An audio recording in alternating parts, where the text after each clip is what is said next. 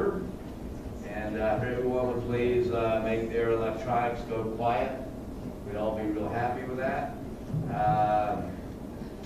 Don't have anyone here to give them an invocation for us tonight, so if you would please bow your heads and share with me a moment of silence, particularly remembering our first responders and those that make our life work every day. Okay. You want to do an invocation? Come on. Miss Sue Book? I'm real bad. Don't laugh. Please bow with me.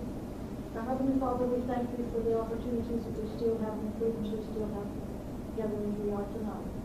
We pray for our city and our people are working, our first responders, those that are gathered here tonight with thanks to other. Please take care of all of us and watch over us and help us do what we can to make better for our country. And our loved ones and sick ones that aren't with us, thank you and Jesus Christ. In Jesus' name I pray. Amen. Thank you, Miss Sue. Thank you. Okay, everyone that's willing and able, please stand with me for the Pledge of Allegiance to this unequal country. Pledge allegiance to the flag of the United States of America and to the republic for which it stands, one nation, under God, indivisible, with liberty and justice for all. All right, thanks everybody. Okay, we are, let me go do my beer thing.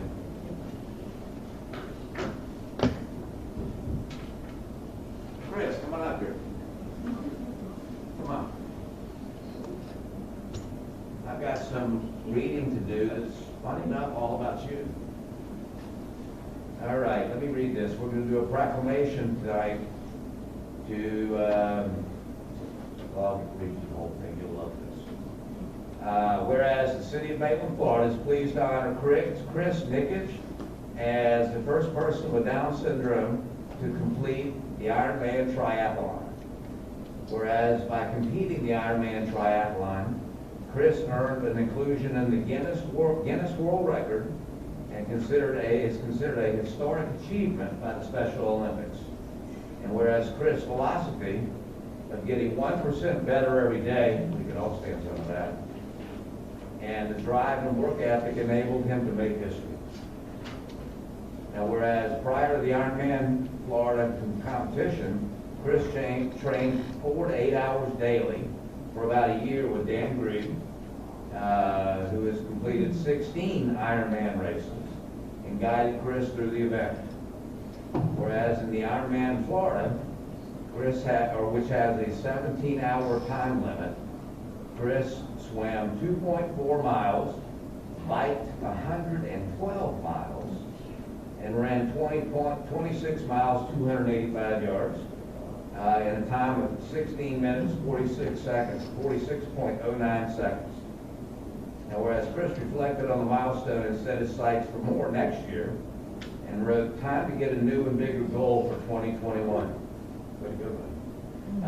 Now, therefore, as I, A. Dale McDonald, by virtue of the authority vested in me as the mayor of the city of Maitland, Florida, do hereby declare Tuesday, January 26th, as Chris Nickich Day in the city of Maitland, Florida, and extend best wishes and continued success to Chris at the Ironman World Championships in Kona, Hawaii, and apparently doesn't need a caddy, in October of 21. So, Chris, you're my hero, man.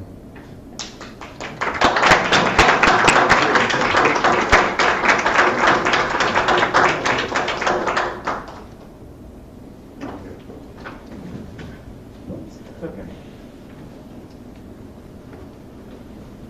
Let these guys all get down here. If you're going to get down there, just stand here. Do what you want. All right.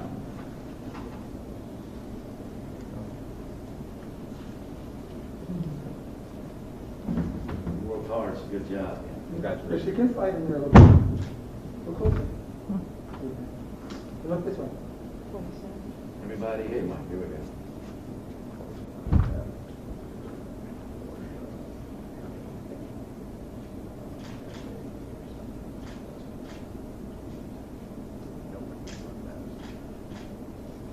There we go. Patty, you got what you need? Can we get Dan, come on, get in here. Yeah, there you go. God, you mad guys make me look better.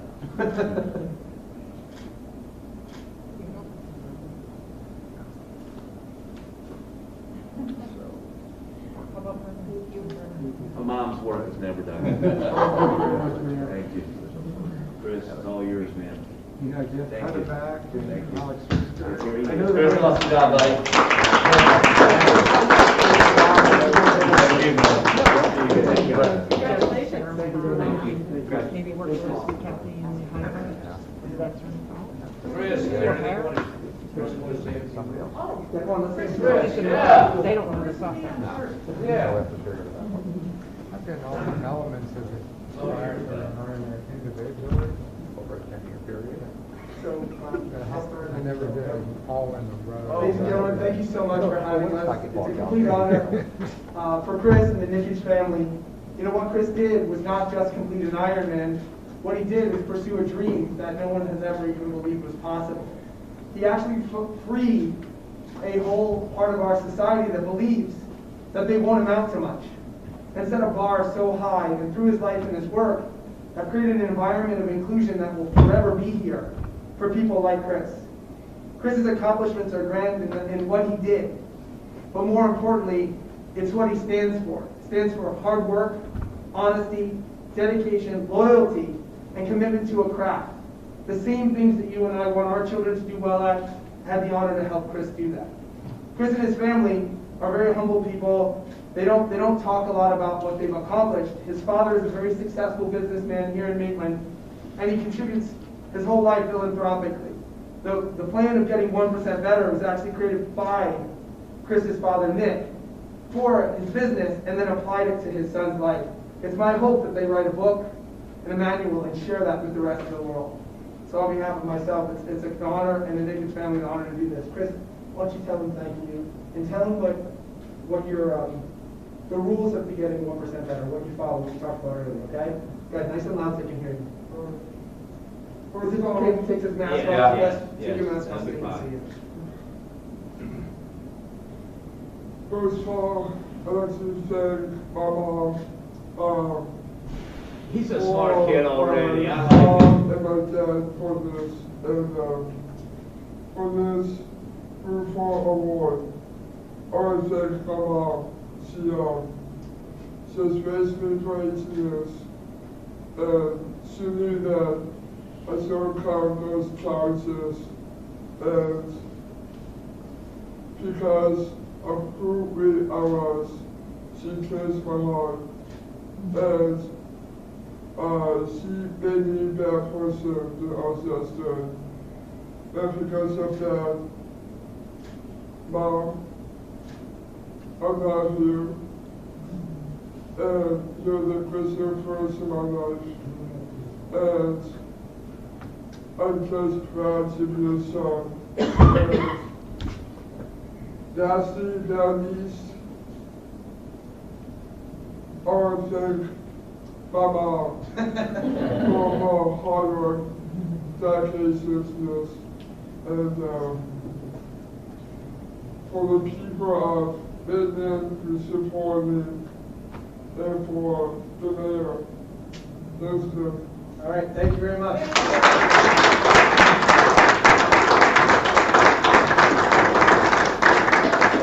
Take care.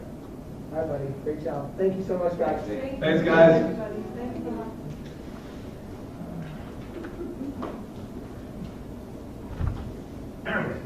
Close it. That was good. Just end the meeting right here. Yeah. Looking for a motion. No, second. Make the motion. Yeah. I got a lot of seconds on that one. Yeah. So I had the pleasure of, my bartending company had the pleasure of doing his celebration of his accomplishment. And I tell you what, that guy has, I can see how he has just so much energy. He danced probably about 2 hours without stopping. He's quite a guy, so is his friends. And he's smart enough to thank his mom. Yeah, he'll be fine. Hearing the story, reading about the story. It was, you know, I mean, I was soft touch. This was impossible for me to pass up. So, too good. He's one of ours, one of the best of us. Okay. We don't have any public hearings, and I bet Ms. Sharon doesn't have a whole lot of new business today. No old business. Okay. Oh, you did old business. Okay. Consent agenda. Everybody had a chance to review? Anybody from the public like to address anything on items 2 through 5? Hearing and seeing that, we'll bring it back to council, and I will let a motion be in order. I'll make a motion to approve the consent agenda. Second. That's what I was looking for. We got a motion and a second. Any further comment? Hearing that, Miss Maria, if you would. Thank you. Councilmember Guthrie? Aye. Councilmember Paul Harrison? Aye. Councilmember Thomas? Aye. Councilmember Wild? Aye. Mayor McDonald? Aye. Okay, our now famous Maitland public period, where if Miss Stacy doesn't get up and share something with us about the library, we'll find something out. Miss Stacy, if you would. I did get up. All right, so I have two things. I want to talk about something we have done and something we are now doing. I don't know if you have seen it, but we did a little infographic on our year in review, and we did some cool things in 2020. I mean, the coronavirus changed how we do many things, but some of the things we did in coronavirus were pretty cool. For example, we served 3,252 people curbside to deliver their homes to them. We had 256 online, either live or in-demand programs. And we had 330,774 views of our website, which, by comparison, in 2019 we had 1/3 of that. So, didn't double it, we tripled it year-over-year. The most popular book checked out in our library in 2020. If you recall, in 2019 it was the Dogman book. In 2020, it was the grown-up. So the most popular book that we checked out this last year was Where the Crawdads Sing by Delia Owens. And I'll tell you, every book club read this book. This is not usually a thing that overlaps, because we have contemporary authors, which is mostly contemporary fiction, and the readers in that book club are older, they're all ladies, and they have a set sort of thing they like to read. And then we have a mystery book club, and they want to read the most gruesome, thriller, suspense, psychological stuff they can find. And they both read Where the Crawdads Sing, and they both loved it. So it was popular with everybody, whether you wanted a nice story or a good murder mystery.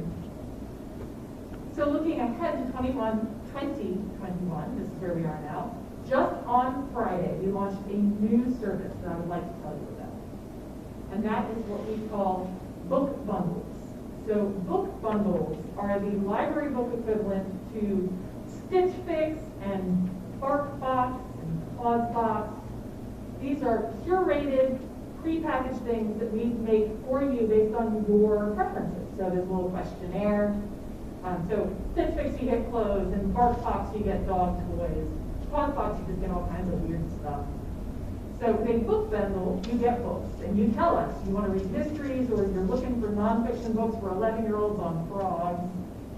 We will pick the items, put them together, get them ready for you to check out. No worries on your part. There's an online form on our website. If you want something a little more interactive, a little more detailed, you don't want just books on frogs, you want books on specific spotted tree frogs, for example. We also have an online reader's advisory form. It's a much more complicated survey, but it really takes into account all of your reading preferences, what kinds of authors you like, what kinds of topics you're looking for. And we will find books that we're pretty sure you're going to like. And all of that is available through our website, so you can do it all remotely, you can do it from home, and we'll get the books ready for you for the next time you come to the library. So I invite you to use those, and both of those are on our website, maitlandpubliclibrary.org. So, thank you. Thank you, Stacy. Anybody else like to address this esteemed governmental authority tonight? Hearing none, we'll close the public hearing. And then we will move on to our first agenda item, our decision item. And Vance, Yes. you're on, Bob. Yes, thank you. So I know I've been pretty adamant about this because, I don't know how many of us here on council, other than me, have had to, go through the melee process of, I don't want to say fighting development, but to have your concerns about development and come to City Hall and going through, all the things you have to go through. I'm bringing this up because, if you haven't done it, it's hard, and you're really trying to get out and want to do the best for your community. So, 5 years ago, I had to go through the process, and it takes time. It takes time to know who's who. It takes time to know, who the players are. And if you're not, we're council members, so we know everybody. But if you've never done it before, you don't know who to contact. So, there's a process. You're probably going to want to contact the developer, probably going to want to contact city staff. It takes time. Maybe you want to contact the city manager. Maybe you want to contact one of your state reps. I know when I did it, I had talked to a couple state reps. Also, you want to, and that's probably how I know Dale, is because I went and I called up all the planning and zoning members and I talked to them. I called up and talked to all the council members, and and then I also St. John Water Management. You might need to hire a professional.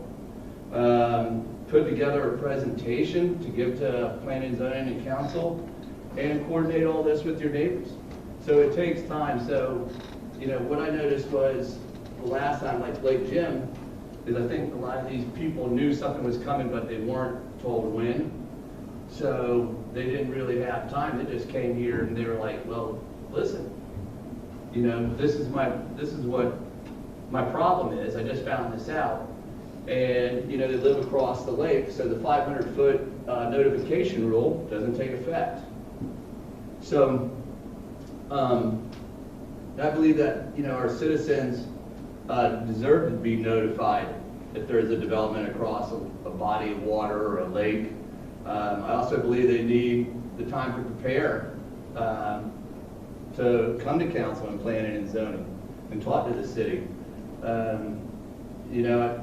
I don't really believe anywhere in Maitland, with all the lakes we have, that if somebody is having some construction, that you're going to be notified because you're not within that 500 feet.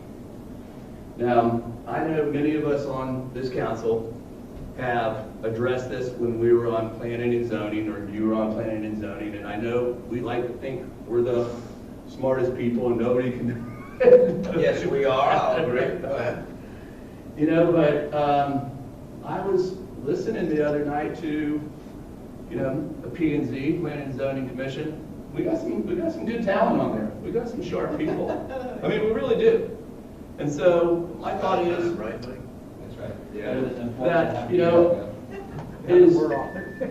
that when we were on there, it was years ago. I think Dan was just probably, discussing, was probably just getting into town. So, I think it's worth sending back to planning and zoning just for a conversation to see what planning and zoning and Dan's staff could put together. Maybe they'd come up with something that we've never thought of before.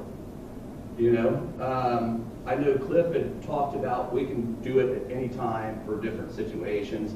I don't think that's really sustainable or suitable to do. I think, we need something maybe a little,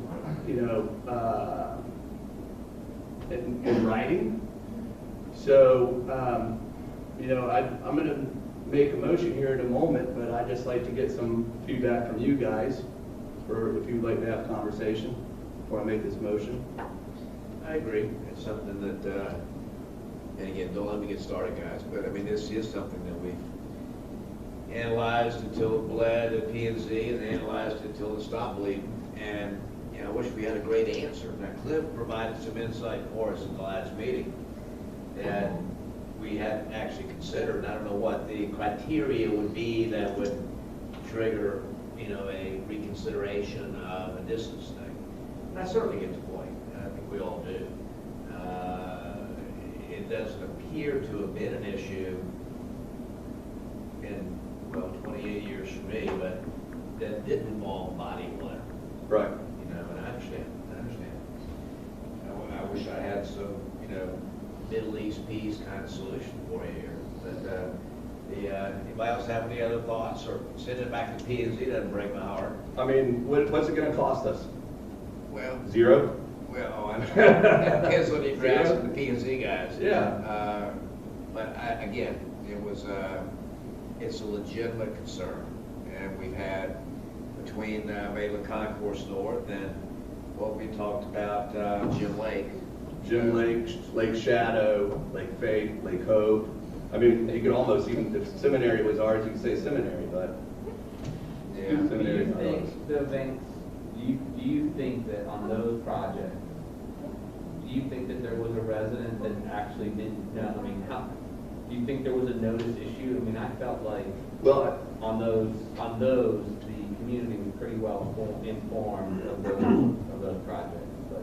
no, I think there was a notification, because back to it, you need to have time to do all those things that I mentioned. And if, you know, when they send out the first notifications, that might be another month before you finally get notice of some other way that this is moving forward.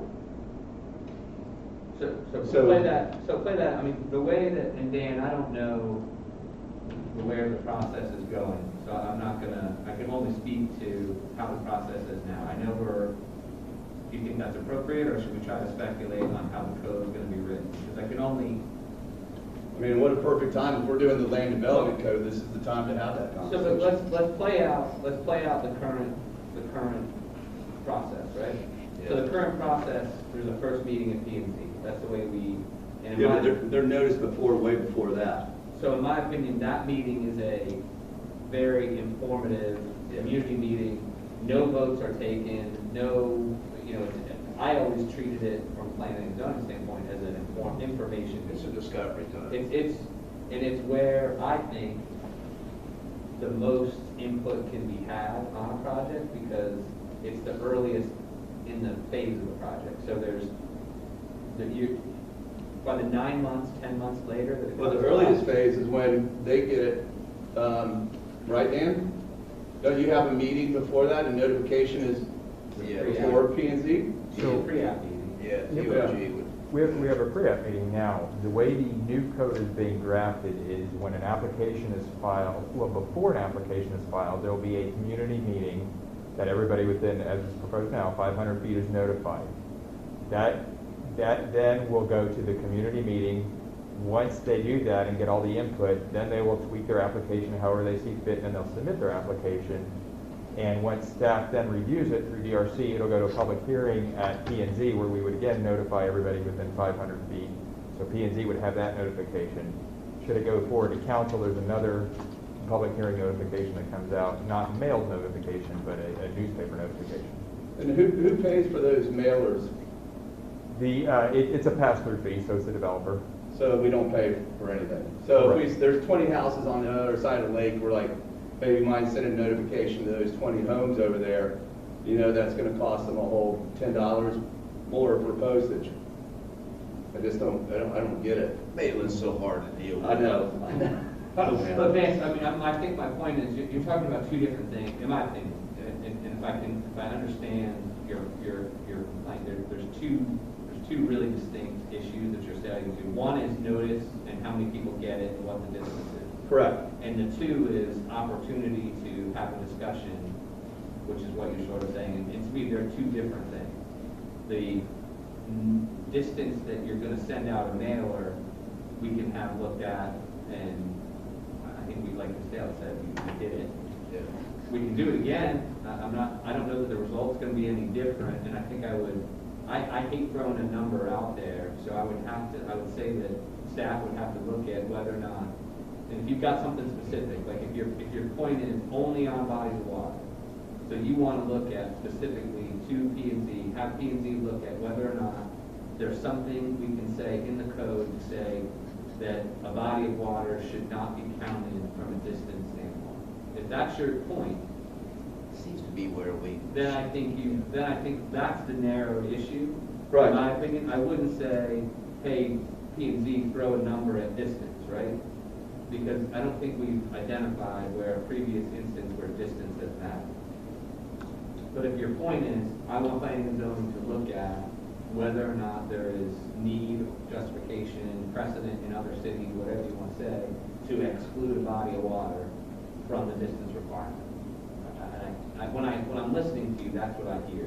Right. That's, I think, one issue. I think you're going in a different tangent when you start talking about the process to have input with the developer and all of that. Right, but I'm sorry. I'm sorry for the confusion. I'm just saying, if we don't send notification, then that whole time that the first notification goes out, you lose that amount of time you have to do anything else you would need to do. Understood. I think though that my point on the having the community meeting, if you will, it is difficult.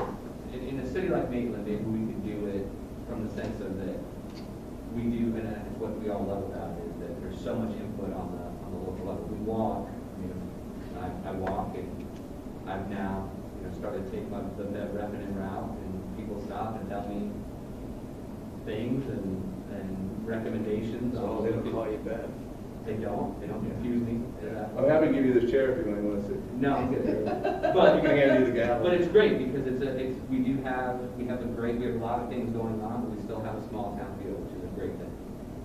But I think that we have that community meeting up front, which I call a community meeting, Dan, and we have that first P&Z meeting. But I think it's a good thing to have community meetings with the developer, because to have one-on-one meetings with the developer with every single concerned resident, it's challenging. That's painful. And I think it would cause, we all have the fear of deal making, and I don't know that you'd want to go appease one neighbor, because what would affect one neighbor might not be what the other neighbor likes, and then you get into this. I think all of that should be in the open, and all of that should be in a more formalized setting. Some good development you'll have, like, when the ALF was across the lake, you met with all the neighbors and said, listen, this is what's going on. And, to say one-on-one, yeah, I agree with you. So having that community meeting, I think Dan's working on that, right, Dan? And like I said, I always treated that community meeting on the P&Z stage as really that information gathering, and then also the ability to give input before things were so set in stone. Because like I said, it's 9 months plus Right. by the time it comes to city council after that first meeting. And, by that point, the project is a lot more baked than it is. And you make a good point. The first meeting, that's really the most important. So whenever, I don't know if any of y'all have ever been out there and had to come up to the lectern and talk, but you're out here. This is where, if you're just a citizen and you need to learn everything, that's when you're going to start learning everything at the beginning. So it's important to be at. That's why I just saying. Man, it won't be long before you meet Dale McDowell, 10810. That's right. That's right. Days he's coming, dialed days in. coming. Dan said the community meeting is P&Z, right? So first one is the. Currently it is at P&Z. The way the code has been drafted for the new update is that the community meeting will be without P&Z, it will be with staff, the applicant, and the residents within 500 feet.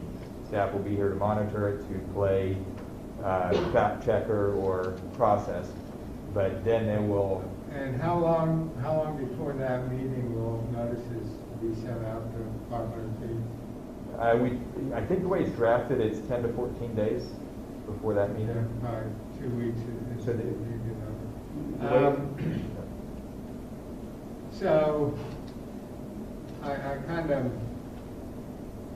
I see the problem, a couple thoughts is, so if water doesn't count as a distance, if let's say something goes up on Lake Maitland and the Yeah. lake's a half a mile wide, so we go to 500 feet on the other side of the half mile. At least in Maitland, that's the hard part, you're right. And so there's that. And then I'm kind of wondering, theoretically, you could put up a big size project, 501 feet from my house.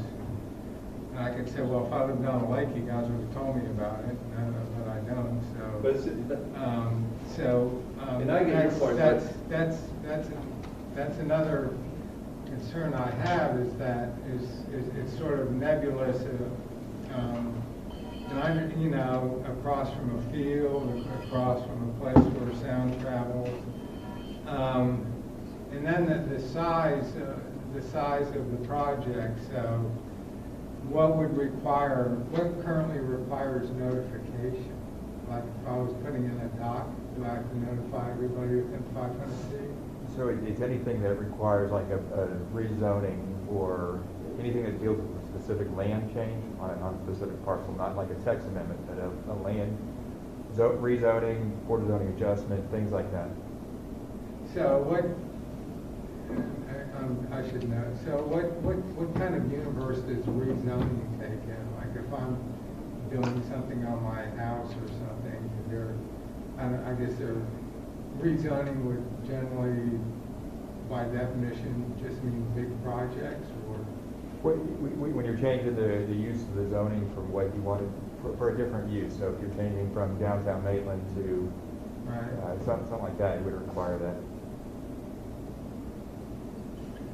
I assume I think that's one of the problems is that, is that you have that body of water and you can't put a buffer up. You can't put a buffer for the sound. You can't put a buffer for the visual. I mean, there is no buffer on the water. In fact, sound carries. And there's a lot of people who aren't very impressed with our buffers. Yeah. Dan, if you might run through with us very specifically as you can, what the requirements are for notice. We can't just plug this onto our website and call it a day. So in a public hearing, what we do is we notify written mail notification everybody within 500 feet. We post the sign, so we put an actual sign on our property, post the property with an actual sign that says, the public hearing is coming up, contact us for more information. We also put an ad in the Sentinel, and so the website also has a way where you can sign up and find out if there's things going on in a certain area, or if you want to hear anything that's going on development-wise. But the requirements are still the snail mail and the ad in the Sentinel. Well, that Correct. gets a lot of readership on that. There you These are go. statutory though, right? Correct. And are we above the statutory minimums? We are not. Okay. So how much is the developer pays for all that, you say? Yes, they're pass-through fees. So they pay for the Sentinel ad? Okay, that makes me feel better. I would assume that if you were to try to, and maybe this is not a correct assumption, but if we were to say don't include water, I would assume that would make it more difficult, because I would think there's a program now that you put in an address and you draw a 500-foot circle and it comes up with who you got to notice. If you were to not include water, I would assume to try to get a 500-foot marker from that might be difficult, because then you got to go by shorelines, and then you start over, and then if it's 300 feet one direction, and then And municipal boundaries? well, there's definitely that too. I assume we wouldn't cross municipal boundaries, but I would think that gets challenging from how you do it, but in a uniformity on how you do it. You would add complexities, and you would get the potential of, well, how come I wasn't notified? How come this person was? and is looking at each of those buffers of 500 feet, where does it start and what part of the shoreline, what part, it's not, it would add complexity. It's not impossible, it would add complexity. Yeah, Dan Sendo knows how frustrating this is for people not to be able to feel like they were powered enough to have some part of the process. And as I remember, Druid was cut out of that discussion when we P&Z'd our way through it before. Yeah. I get it. I think we all get it. Right. I'm just not sure how we solve it. Do we want to, play with, sending it back to P&Z? That's kind of what I'm gonna go with, because I think, Dan's got a great staff. They're sharp, and planning and zoning's pretty sharp. Let them try to kick it around. I mean, like I said, it's just a conversation. It should be the burden for every single new P&Z to have to face this question. We should just have to Should be. be.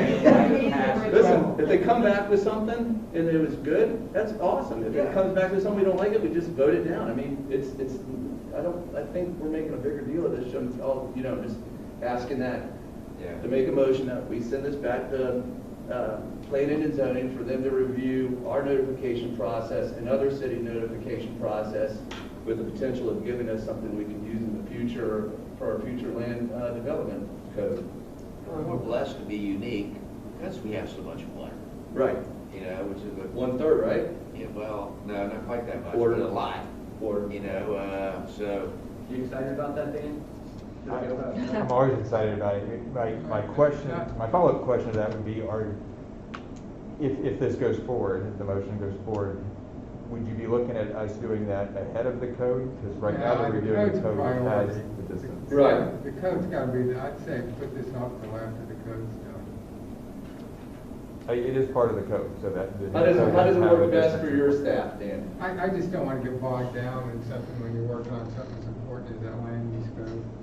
Oh, I sat through the first 22 pages of it the other night on YouTube. But listen, I think get it. Mike, you will. One day when you really hate yourself, tune in. Yeah. But, I'm just saying, this idea of like mailing something to 500, we have like a Facebook page on the city, and we talk about restaurants opening, but we don't, we're gonna build a 6-story building down the street. I mean, we've got this Facebook page, and it's sort of the feature section of the newspaper, and we don't put any news in it that, if you look at that, they build up good readership on that. Yeah. And, if you had somebody that was, got Robert, who can use that to put information, we've got a big project coming, we've got this coming, and put news you can use in there. Yeah. And even jump over, oh God, I hate to say it, that hornet's nest there, the bee. Don't say this, man. But there's just so many ways. I get my snail mail and I look for bills and toss the rest. It's just. Did you just volunteer to moderate that discussion? I think so. I thought it was a volunteer to lead an ad hoc committee. Mike will moderate the comments on that Facebook page. There are ways, if you have a Facebook page, and if you guys ran political campaigns, you spend $20 to boost your post, and it goes out to everybody in Maitland. So we're kind of sitting there saying, we need to get Fred Flintstone in his little snowmobile to run around and tell folks something. Send Dino around with little. When we have so much more capacity to reach them, much easier and much cheaper. Because once you notify a few people, and once they see it on the Facebook page or wherever they see it, they can tell everybody else, and the word spreads. So. I have to agree with Mike. I think he's making a very good point, and I had this conversation with Dan, and we talked about this, and I agree with Mike's solution, that if you just publicize it a little bit more openly on our social media and on our website, so that people who are going to go looking for it, they will tell their neighbors, they will go on Nextdoor and let everybody know, or whatever they're going to do. But it's state statute that gets in our way here that makes us have to feel like we were going around the edges to get to the same spot in terms of notice. I agree. But it doesn't alter our notice requirement. Right. Yeah. It just enhances the message. So then we're not looking at having to change anything about what we're currently doing, we're just broadcasting it more broadly. So you're saying leave the 500 feet, but look at alternative modes or mediums to get the message? Yeah, let's try that first before Don't we. worry about ADA issues and Well, things. there's definitely that. Again, I mean, I thought I our agree with website- everybody here. I just, if we're gonna send something to P and Z, I don't want it to be, well, we can't figure this out, so here. Well, That's what I was trying to. So, I mean, if we want to send something to them, to me, it has to be kind of somewhat refined and something that we're serious about taking up, or either that, Some version of a solution. either that, or we're just kind of, well. That's what I was going at, is Yeah. that if you're looking at the lake-specific issue, that's one thing. I think if you're looking at the distance-specific issue, that's one thing. If you're looking at, I agree with Maitland, I just think to toss this back out, because also it's been asked and answered. Well, yeah, and I don't remember the last time, Dan.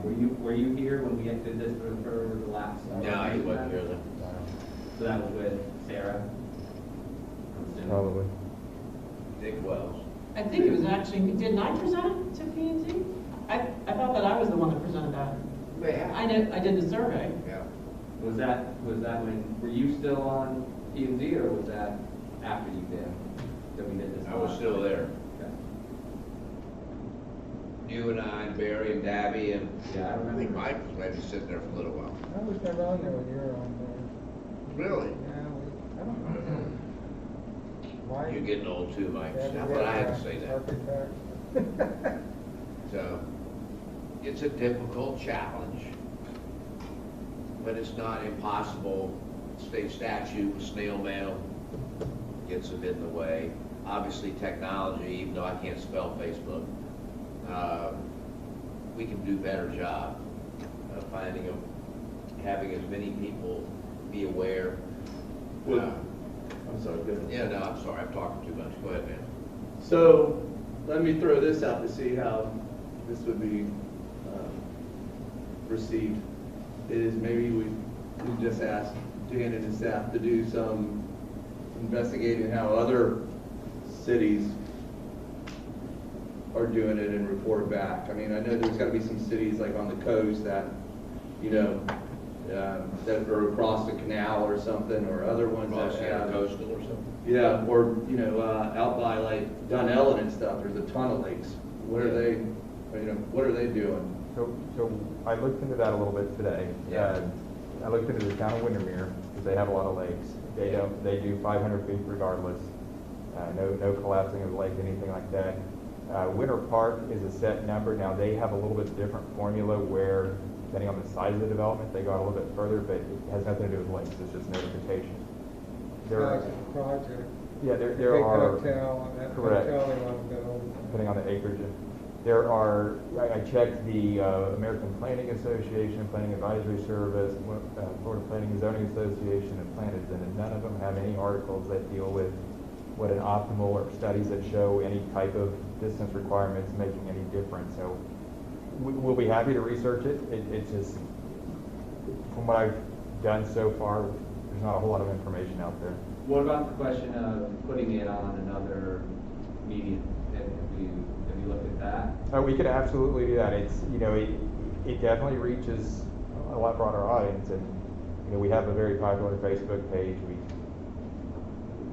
create other mechanisms, but social media is definitely something that's being used a lot now by other communities to get the word out. And do we have a concern? I don't want to go there. What? No, I don't, I forget it. All right, so where are we? So, I had an original motion, but I'm kind of wondering if, to your point, that we need to look at our notification process more than our distance process. I mean, because we got notifications of, on like, to Mike's point, online, then I think more people would get it.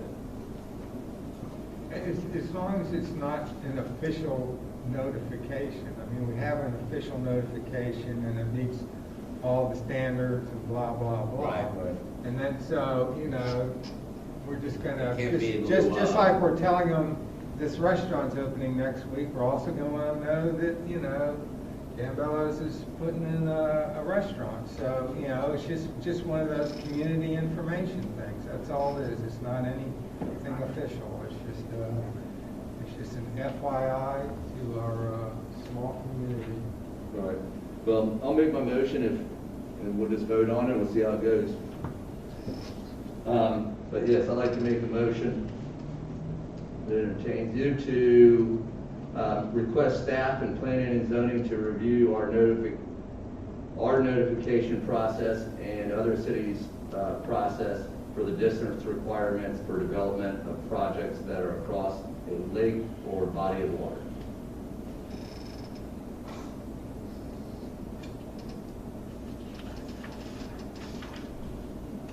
I like the intent of trying to figure out a way to do that. And actually, should we try to be more specific? I'd entertain any change to it. Unless there's a second, there's nothing to entertain. Right. I'm sorry, I couldn't hear you, Glenn. Unless there's a second, there's nothing to entertain. The motion Right. died. Oh. I have to second something. I'll second that for a quick discussion. Okay. Now, how specific do we want to be in this? Because we're across the ditch, you know, or is that a body of water? Is that, I mean, there's some commonsensical things we put in here. Retention pond. Yeah. I mean, 100 feet's only 170 yards. You know, that's well, back in my day, that was 600. So if it's oil, you know, I tend to think of things like that.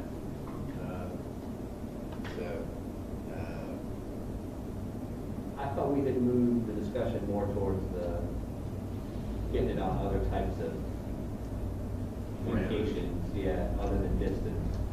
I think But that's why I kept the distance out of it. I thought I heard distance. No. Well, I think Robert is a smart guy, and Robert can, you know, figure out a way to Who's you gonna know, write what, there's not Robert? much to figure out. Just use common sense and put, you know, bigger things, you know, on the agenda, or well before the community meeting. Just say, hey, on June 3rd, we're going to have a community meeting about this project, this apartment, this restaurant, and if you want to go, you know, check it out. How about this, what is the current, right now, we're using that Civic Plus platform, right? Is that what we're using, Maureen? That's where all things go, on that Civic? And when you're up, and I've done it because when I didn't have the login, you can go as a public and pull a limited version of the packet of the agenda, right? Yeah. So is it possible that, not just for P and Z, and we can pick the boards, right, or pick the meetings, you can provide on the Facebook page saying, here's a link There you go. to that Civic Plus, and then even if it was just an address, and so, because I think the point was having to have something separately written for a Facebook page, and also, I don't, to be honest, and I'm not a Facebook person, so I'm not the right person to make a judgment on it. I wouldn't want to have that be its own thing. I would rather just direct people to an agenda that's already written out, that staff's already doing, and not create another issue. So I think if Robert is saying, yes, we can do that. okay. I think that is an easier solution. And then on the Facebook page, Thursday, January, whatever, Lakes Advisory Board is having a meeting. Here's a link to Click the this link agenda. to get the Here's agenda. Here's a link to click here for a link to the agenda. Redirects you to the Civic Plus page, okay? And whatever, for planning and zoning. And then if you want, in that planning and zoning, all the link would be, here's a link to address of project, redirect link here, and it takes you there. I think if that doesn't, I like, to me, the idea of trying to put a different post, and what picture do you put of the project, and what do you do with the to me, that gets Yeah, separate, distinct, as a club. That just gets And listen, I don't care how we get there, I kinda like your idea, you know, as long as the public's notified, I'm Now, more we're than tossing happy that to let idea out, people by the use way, it. having not thought it through, so I'd like to have Cliff and Sharon and Robert all think about that one, and Dan, and see if that's, And revisit it next and meeting. if that works, and that doesn't cause another issue, I think that solves some of the issues we've been discussing. Right. We're not changing the process Right. And I, necessarily yeah, anyway. but, look, that might, what I said might just be a terrible idea, but I'm just throwing it out there as a solution. We can noodle that over the next, and then we can revisit this At our next meeting. for a quick kind of recap at the next meeting maybe. Now, but the maker of the motion would have a big problem with the amendment. That'd be a heck of an amendment. That's a heck of an amendment. I don't think we need a motion. I don't think we need a motion There you there, go, too. there you go. Yeah, so we. But does that sound good, Sharon? Yep, we'll do it. Okay. Like I said, I don't care what vehicle we use to get there, So so, withdraw yours and I'll withdraw mine, we're done. okay. It's my son's birthday today. Oh, nice. Yeah. Whose birthday? Christopher, Really? 5 years old. Wow. Gosh, and I know him when he was only 4. Yeah. My youngest is 27. Uh, And his birthday's Wednesday. If I could have talked to myself 5 years ago yesterday, he wouldn't have had any idea what was coming at him, so. Yeah. In a lot of ways. I think he's about my height already. It's getting there. Yeah. The girls are already zooming past me. Yeah. All right, feel good about that, everybody? Yeah. All right, let's move on, Jen, like we're doing the city's business. Oh, any discussion items? None? Any, Mr. City Attorney, anything you want to share? I have nothing, Mayor. I keep hoping for something, but none today. I'll give you some ideas. Okay. If I have from council, I have a couple things I want to mention. But y'all beat me to it. I'm sure y'all's is better than mine. Okay, I'll go. Vaccination today. Good job. Yeah. It was tough, but I gutted my way through it. Congratulations to Mayor-elect John Lowndes.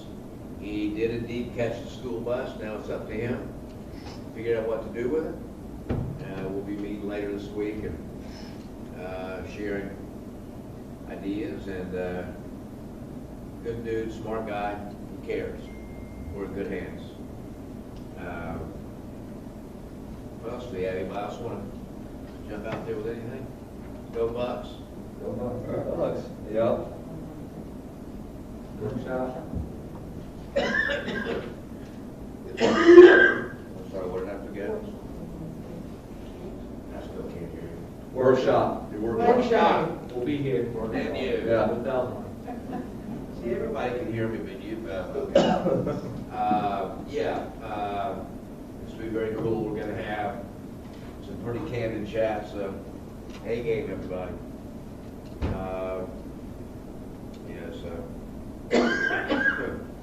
How many beers did we get from Sanford? A piece? You got mine. 6. We got one of the. I didn't see that on my order form. Yeah. Water. Yeah. I got one of those jugs. Can I bring them and have them fill it up? There you go. Anything else we need to talk about tonight? Okay. Thank you. Yeah, we're great. Thank you. Thanks. We're done, everybody. What's up? I really somebody Thank you.